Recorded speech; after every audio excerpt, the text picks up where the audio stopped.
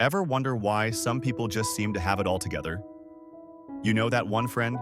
The one who always seems calm under pressure, never overwhelmed, and somehow manages to juggle work, family, fitness, and still remembers your birthday? Yeah, I used to think they were just wired differently, like they had some secret mental superpower. But here's the thing I've come to realize. It's not about being born with some rare gift. It's about building something powerful, a high-performing mind. Let me tell you what I've learned. A high-performing mind isn't a loud, aggressive energy that bulldozes through life. It's not about being the smartest person in the room or having an endless to-do list checked off before lunch. It's quieter than that, more intentional.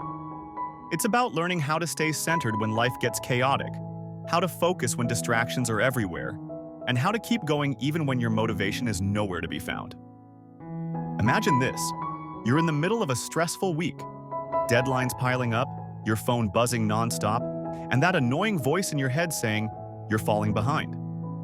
A high-performing mind? It doesn't shut down, it doesn't panic. It takes a breath, steps back, and calmly says, "Okay, what matters most right now?" That's the real magic. It's about clarity. When your mind is strong, you don't waste time second-guessing yourself all the time. You trust your decisions. You act with purpose. You're not chasing every shiny object or comparing your life to someone else's highlight reel on social media. Instead, you know who you are and what you're aiming for. And here's the part that really surprised me. High performance doesn't mean doing more. It often means doing less, but doing it better. With more focus, more presence. Think about athletes. The best of the best aren't just physically gifted. They train their minds to stay sharp, calm, and present. That same mental discipline? You and I can build it too. It starts with small things. Being aware of your thoughts. Catching yourself when you start spiraling into worry or procrastination. Choosing to pause and reset instead of pushing blindly forward. I remember one time I was working on a big project. Everything felt like it was slipping through my fingers. I kept telling myself, I can't do this. I'm not ready. I'm going to fail. And you know what? I almost did. Not because I wasn't capable, but because I didn't believe I was capable. That's the difference a high-performing mind makes. It doesn't silence fear entirely, but it knows how to respond to it. It says, okay, this is hard, but I can handle hard things. So if you've ever felt like your mind is scattered, your focus is weak, or your confidence comes and goes like Wi-Fi on a rainy day, trust me, you're not alone, and you're not broken. You're just in training. Building a high-performing mind is a journey. It takes patience, consistency, and compassion for yourself. But the rewards, they're incredible. You'll show up stronger, more grounded, and more in control of your life than you ever imagined. And the best part? It's not something you have to chase outside of yourself. It's already within you. You just have to strengthen it. So let's build it together. You know what's wild? Most of the time, the biggest thing holding us back isn't someone else. It's not a lack of time, money, or even talent. It's our own mind. I know, sounds dramatic, but seriously, think about it. How many times have you had an idea, a dream, or even just something you wanted to try? And before you even took the first step, that little voice in your head shut it down? You're not ready. People like you don't do things like that. What if you fail and look stupid? I've heard that voice way too many times, and for a long time, I listened to it like it was some kind of ultimate truth. I thought, well, I guess I'm just not the type of person who can do that. But guess what? That voice? It's not truth. It's just noise. Old stories. Fear, disguised as logic. And here's what really hit me one day. Most of those limits we believe in, they don't actually exist. They're just ideas we've repeated to ourselves so often, they started to feel real. But they're not.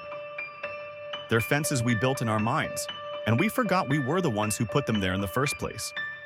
It's kind of like living in a room where the door's always been open, but you never realized it. So you just stay inside, pacing around, convincing yourself you're stuck. That was me for years. I wanted to start something of my own, but I kept telling myself I wasn't experienced enough. I'd see other people doing what I dreamed of, and instead of feeling inspired, I'd shrink. I'd say, they're special, I'm just average. And I believed that.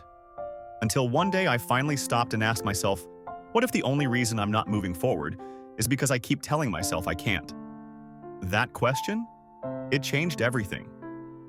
Because here's the truth no one told us growing up. You don't have to believe every thought that shows up in your head, especially the ones that make you feel small. You are not your doubts. You are not your fear. You are not your past. You are the person who notices those things.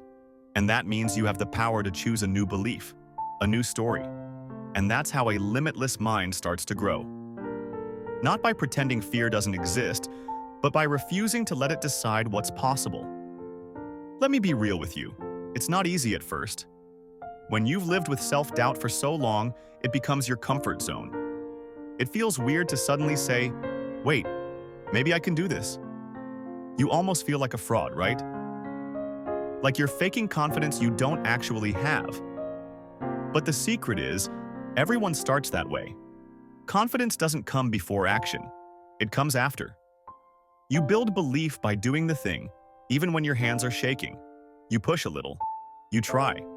And then suddenly, the impossible feels a little less impossible. And look, I'm not saying you need to jump into some big, risky move today, but maybe, just maybe, it's time to stop shrinking. Time to question those old beliefs. Time to ask, what would happen if I stopped playing small?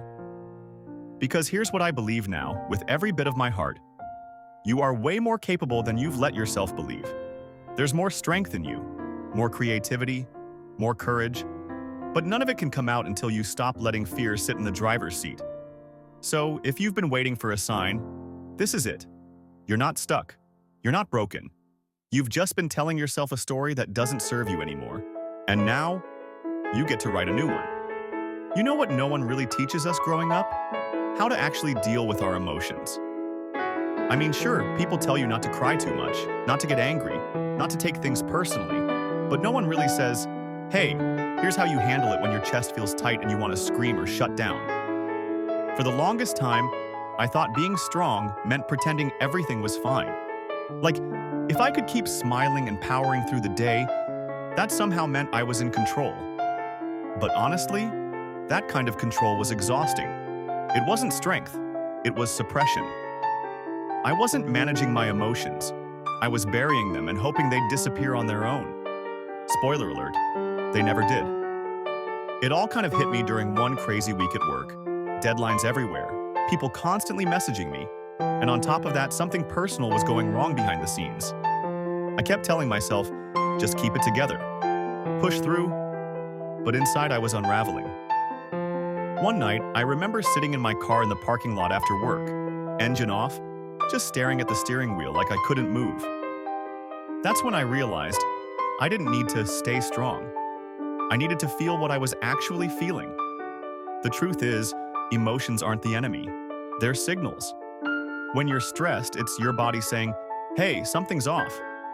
When you're angry, it's pointing at a boundary that was crossed. When you're sad, it's asking for attention, not shame. But because we're not taught how to process emotions, we either explode, numb out, or pretend everything's fine. And none of those lead to peace. What changed things for me was learning that I could sit with my feelings instead of fighting them. That I could say, okay, I'm anxious right now, without making it mean I'm broken. I started treating my emotions like guests. Not always welcome, but they show up for a reason and they won't stay forever. And once I stopped resisting them, they stopped controlling me. Same goes for stress. I used to think stress was just part of being ambitious. Like if I wanted success, I had to accept burnout as part of the deal. But that's such a lie. Real performance, real creativity, real joy, it doesn't come from being constantly overwhelmed. It comes from having space in your mind and heart. And sometimes that means taking a step back, saying no, or pausing even when the world around you says, keep going. What helps me now is asking better questions when I'm overwhelmed. Not, why am I such a mess? But, what do I need right now? Maybe it's a walk. Maybe it's a cry. Maybe it's just turning off my phone and breathing for 5 minutes without trying to fix everything. And honestly, the more I show up for myself like that, the stronger I feel. Not in a fake, performative way, but in a quiet, grounded way. So, if you've ever felt like your emotions are too much or your stress means you're weak, please hear this. It doesn't. It means you're human. And the people who look the calmest? They're not emotionless. They've just learned how to ride the wave instead of getting drowned by it. And you can learn that too. It takes patience. It takes kindness toward yourself. But it's so worth it. Because once you stop fearing your emotions and start listening to them, you'll realize they're not trying to ruin your life. They're just trying to guide you back to yourself. You ever have one of those days where your brain feels like a browser with 20 tabs open, and you can't even remember what you were supposed to be doing? Yeah, same. That used to be my normal every day. I'd sit down to get something done, and somehow, 5 minutes later, I'd be scrolling, texting, Googling something completely unrelated, and wondering why I felt so drained. The thing is, I wasn't lazy. My mind just wasn't trained to focus. You see, no one really teaches us how to manage our attention. We're thrown into a world of endless notifications, multitasking, noise, both outside and inside our heads. And somehow, we're expected to concentrate and stay sharp through it all.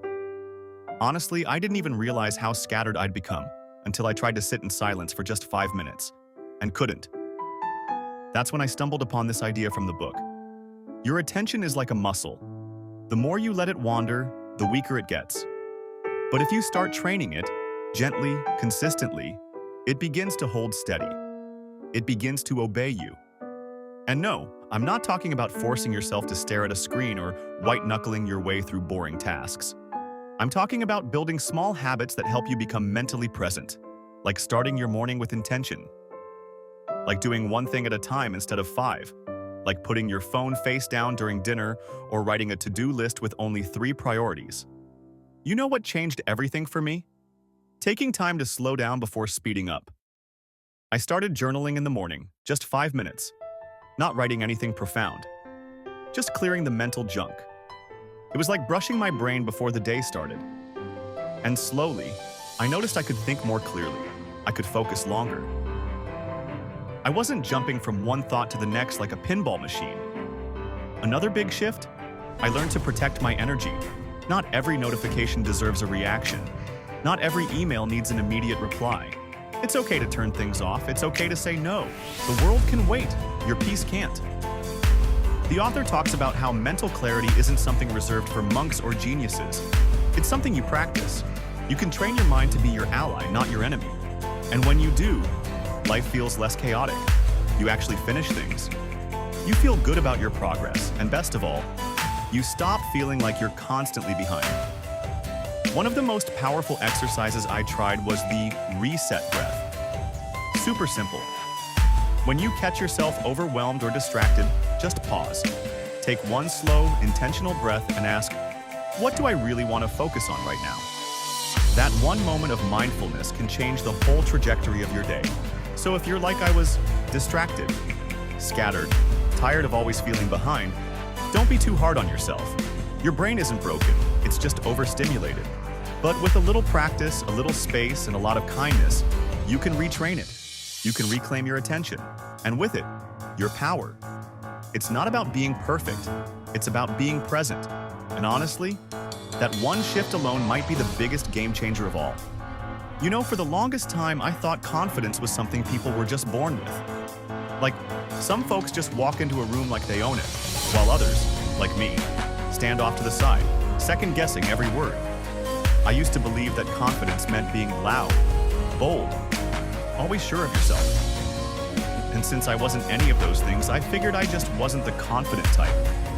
But the truth? Confidence isn't something you're born with. It's something you build. One small decision, one tiny act of courage at a time. I remember this moment years ago when I had to give a short talk in front of maybe 10 people. Not a big deal, right? But my hands were shaking. My voice was unsteady. My brain kept screaming, what if you mess up? What if they think you're a joke? It was awful, but I got through it. And here's the wild part. Afterward, someone came up to me and said, You're so brave for doing that. Brave? Me? That stuck with me. Not because I felt brave, but because someone saw something in me I couldn't yet see in myself. That's when I started realizing confidence isn't about being fearless. It's about doing the thing despite the fear. It's about showing up when your voice shakes, about saying yes even when your heart's pounding, about trying, failing, and still choosing to try again. The book puts it beautifully. Confidence is like a muscle. The more you use it, the stronger it gets. But the only way to grow it is by stepping outside your comfort zone. Not miles outside, just a little. Enough to feel that discomfort, that stretch. And the more you do, the more you prove to yourself that you can, that you're capable, that you're worthy. What helped me most was changing the way I talk to myself. For so long, I was my own worst critic. I'd tear myself down before anyone else could. But that inner voice, it matters. I started replacing "you're not good enough" with "you're learning." Instead of "they'll think you're stupid," I'd say, "you have something valuable to say." And over time, those little shifts added up. I started believing in myself, not in a fake, arrogant way, but in a quiet, steady kind of way. I also realized that people aren't thinking about you as much as you think they are. We spend so much time worrying about what others think, when really, most people are just focused on themselves. The fear of judgment holds so many of us back, but half the time, the judgment isn't even real. It's imagined. So here's what I've learned. Confidence grows when you stop waiting for the perfect moment and start showing up exactly as you are. It grows when you trust yourself enough to take the next step, even if it's a small one. It's okay to feel nervous. It's okay to doubt. Just don't let that stop you from living your life fully. You don't have to wait until you feel ready. You don't need a permission slip to believe in yourself. You build confidence by doing the hard things, the awkward things, the unfamiliar things, and then realizing you survived them, and then doing it again. So if you're struggling with self-belief, let me tell you, you're not alone. But you're also not stuck. Confidence isn't magic, it's momentum. Start small, be kind to yourself, and keep going. You've got more strength in you than you think. And one day, you'll look back and say, "Wow, I really did that." You know what used to really drain me? Trying to be everything for everyone. I'd say yes to things I didn't want to do, show up for people who wouldn't do the same for me, and constantly push my own needs to the side. At first, I thought that was just being kind. But over time, it didn't feel like kindness anymore. It felt like exhaustion, like self-abandonment. And I didn't even realize it was slowly eating away at my sense of peace. The book talks about something that hit home for me, the power of boundaries. Not just physical ones, but mental and emotional ones too. And let me tell you, that was a game changer. I used to think setting boundaries meant being selfish or cold, but it's actually the opposite. Boundaries are how we protect our energy, our values, and our time. They're how we teach people how to treat us. I remember this one time when a friend kept calling me late at night to talk about her drama. I love her truly, but those calls left me drained. And every time I'd pick up because I didn't want to disappoint her. But eventually I realized I was disappointing myself instead. I was sacrificing my sleep, my peace, just to avoid uncomfortable conversations. So one day I finally said, "Hey, I'm here for you, but can we talk earlier in the evening instead?" And guess what? She respected it. No drama, just clarity. That's the thing. People don't always cross our boundaries to hurt us. Sometimes we just haven't clearly communicated them. We assume they should know, but they're not mind readers. Once I understood that, everything got easier. I started being more honest, kind but honest, about what I could and couldn't give. And it didn't push people away. In fact, it made my relationships healthier. Another part of the book talks about protecting your mental space, especially in today's world where everything is loud, fast, and overwhelming. Like, how often do you check your phone first thing in the morning and already feel behind before even getting out of bed? That used to be my reality. Until I learned that I don't have to let the outside world dictate my inner state. Now, I take 5 minutes every morning just for me. No scrolling, no reacting, Just breathing, stretching, maybe writing down one thing I'm grateful for. That little pocket of peace, it changed everything. It reminded me that I can choose what I allow into my day, what conversations, what energy, what information. And that's not about control, it's about self-respect. The book makes it so clear. A high-performing mind isn't constantly busy or stressed. It's disciplined about what it allows in. It chooses focus over noise. And most importantly, it learns to say no without guilt. So if you're someone who's always saying yes, always feeling stretched too thin, let me just say, you don't owe everyone access to your time, your energy, or your mind. You're allowed to rest. You're allowed to protect your peace. You're allowed to take up space in your own life. Start small. Set one healthy boundary this week. Say no to something that drains you. Create space for something that fills you up. And watch what happens. Watch how your mind begins to feel clearer. How your energy shifts, how your confidence slowly comes back. You're not being selfish, you're just finally showing up for you. And that's powerful. You know something I never realized for the longest time? How much of my stress and anxiety came from the way I was reacting to things, not the things themselves. I used to think, oh, life is just so overwhelming, or people are always so annoying, or everything feels out of control. But the truth? It wasn't life or people or circumstances. It was me. More specifically, it was the way I was thinking.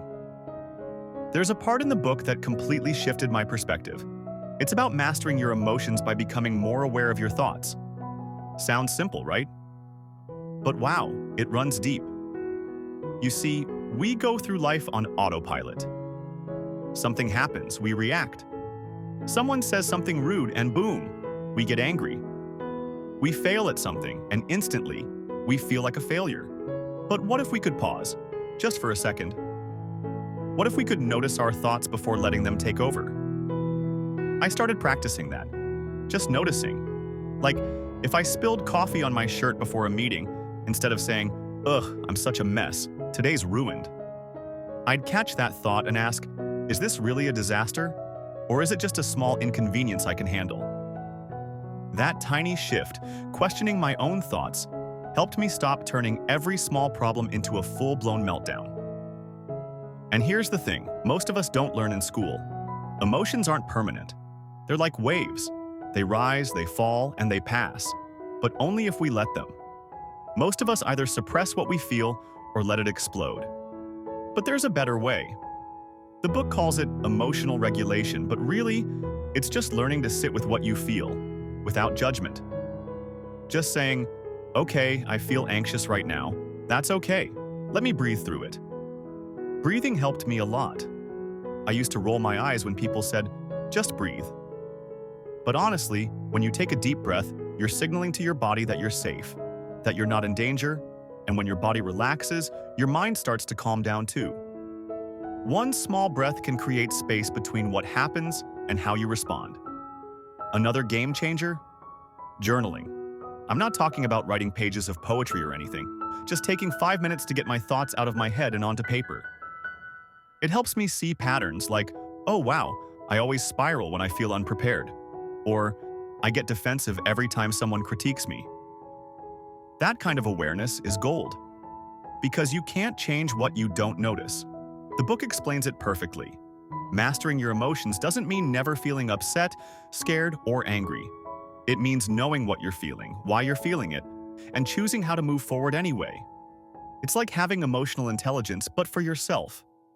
And honestly, once you start doing that, you stop being so easily shaken by every little thing around you. You become more grounded, more steady. You stop overreacting. You start responding. You begin to trust yourself to handle hard things without falling apart. And isn't that the goal? Not to live a life with no problems, but to live a life where problems don't own you. So if you've been feeling overwhelmed or like your emotions are running the show, maybe it's time to take a pause. Tune in. Start noticing your thoughts. Let yourself feel without letting the feelings control you. Because the moment you become aware, you're no longer stuck. You're in the driver's seat. And from that place, you can go anywhere. You know what I used to believe? That if I just tried harder, things would finally fall into place. That if I pushed myself more, worked longer hours, and hustled harder, I'd be more successful, more respected, maybe even a little happier. But somewhere along the way, I realized something no one ever tells you. It's not always about working harder. Sometimes it's about working smarter, and that starts with your habits. I know. Habits isn't the sexiest word. It sounds boring, but it's the stuff your life is built on. And for the longest time, mine were kind of a mess. I'd wake up late, scroll on my phone for 30 minutes, skip breakfast, jump into work already stressed, and then wonder why I felt so burnt out all the time. It wasn't one big thing. It was the accumulation of tiny, messy routines that kept dragging me down. Then I read this chapter that said something like, "Your results don't come from what you do occasionally. They come from what you do consistently." That hit me. Because I had dreams. I had goals. But my habits weren't aligned with them. I wanted clarity, but I started every day in chaos. I wanted energy, but I was sleeping too little and drinking too much caffeine. I wanted success, but I kept procrastinating on the hard stuff. That's when I started making small, intentional shifts. Not huge life overhauls, just tiny changes with big meaning. Like starting my day by making my bed. Simple, but it gave me momentum. I swapped the mindless scrolling for 5 minutes of journaling. I set timers for focused work and took real breaks without guilt. I even started ending my day by writing down one win, no matter how small, just to train my brain to see progress. And you know what?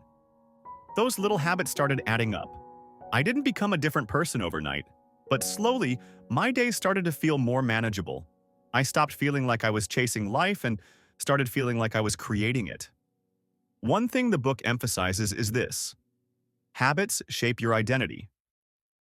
Every time you follow through on a habit, you're casting a vote for the kind of person you want to become. So when you go for that walk instead of snoozing, or when you finish the thing you've been putting off, you're not just completing a task. You're becoming someone who honors their goals. And that builds confidence. That builds momentum. I think we often wait for motivation to strike before we act. But this book reminded me that action creates motivation, not the other way around. You move first, and the energy shows up after. You don't need to feel like doing it. You just need to do it for 60 seconds. That's usually enough to push through the resistance. So now, whenever I feel stuck, I zoom out and ask, what small habit could shift things for me today? Not something dramatic, just a little move in the right direction. Because life isn't changed by one giant leap. It's changed by 100 tiny steps, taken over and over again, until they become part of who you are. And honestly, that realization made me feel powerful in a way I never expected.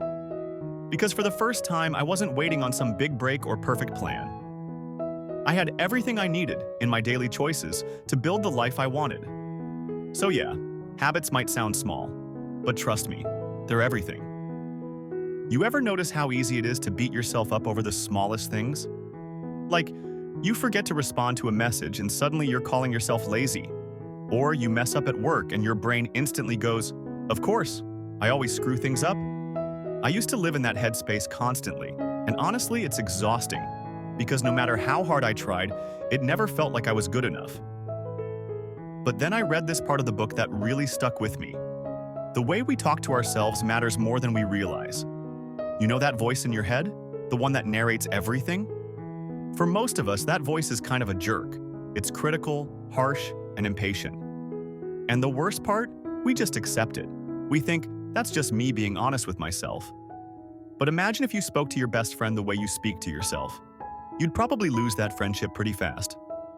What changed for me was realizing that self-compassion isn't weakness.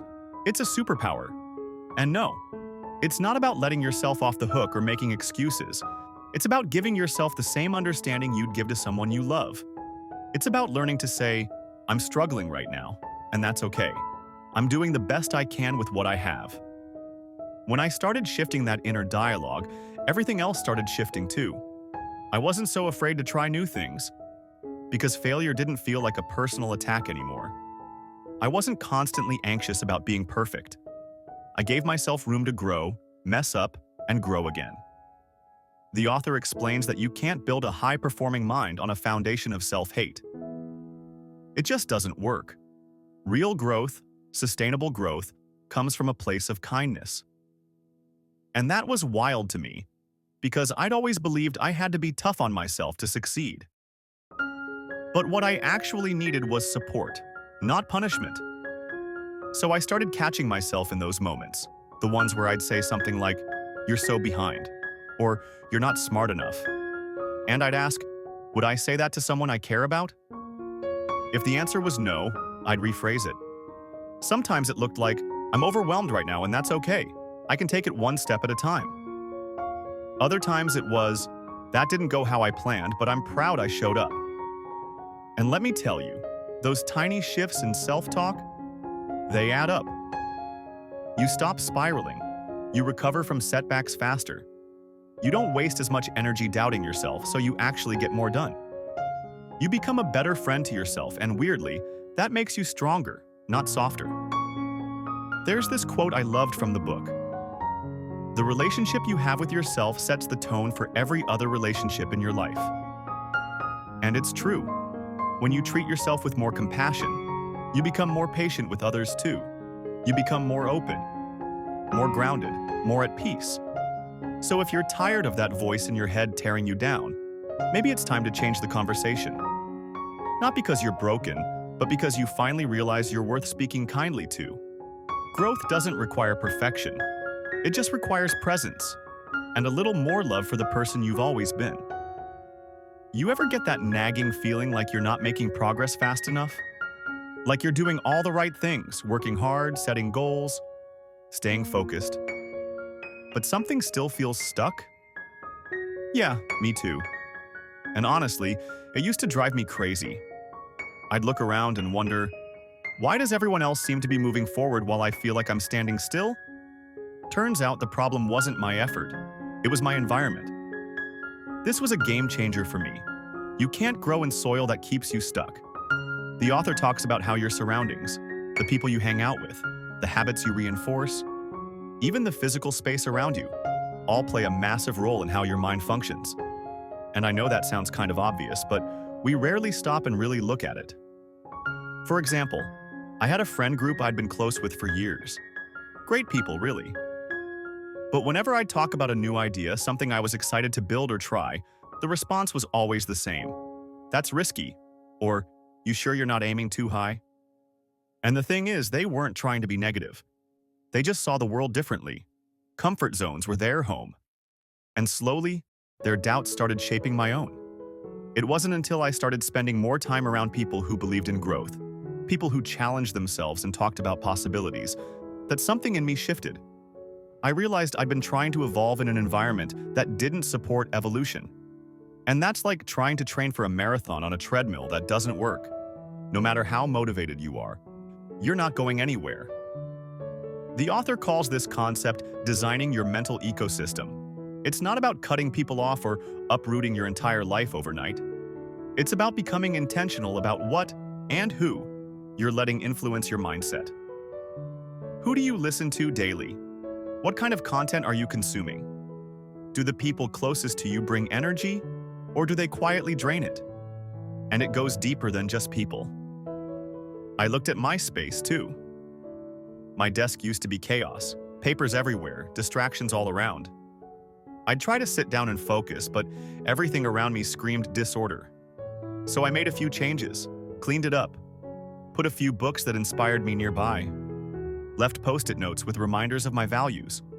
You wouldn't believe the difference something that small can make to how clear and sharp your mind feels. Eventually, it hit me. You can't expect high performance from your mind if your surroundings are designed for survival, not success. We adapt to what we're exposed to. So if you want clarity, growth, momentum, you've got to surround yourself with what represents those things. And honestly, once you start doing this, things click faster. You don't waste as much energy resisting your own goals. You don't constantly doubt yourself because you're not being fed doubt all day long. You feel lighter, more focused, more driven. So if you've been feeling stuck, maybe it's not you. Maybe you just need to audit your environment a little. Ask yourself, is this space supporting the person I'm trying to become? If the answer's no, it's okay. That awareness is step one. Start small.